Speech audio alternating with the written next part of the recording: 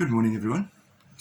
Well, today, the 15th of February, we're reading in the first letter of our Mass readings from the letter of St. James.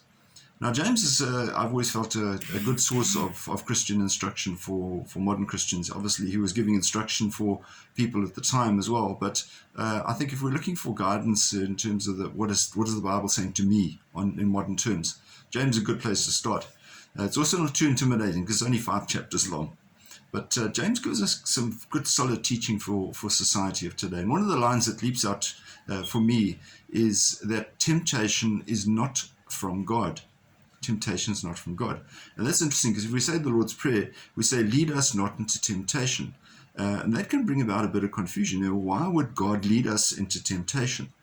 So understanding, therefore, that the correct the correct interpretation of that line would be, do not allow us to be led into temptation, which is a little slightly different slant. Do not allow us to be led into temptation.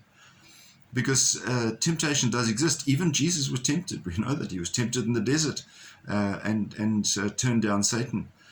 We also are tempted daily, possibly more than we should be, if we allow ourselves to be in positions where temptation can happen. But it's how we respond to that temptation that is important.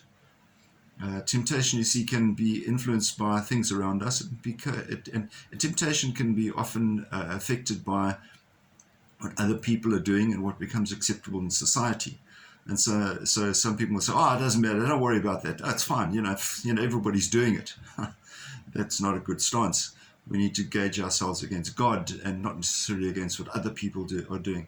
So in responding to temptation, always turn ourselves to God and say, what would Jesus do? How should we respond in this regard? So be strong today. Keep the Holy Spirit with you, and have a wonderful and a beautiful day. We'll see you again. God bless. Bye-bye.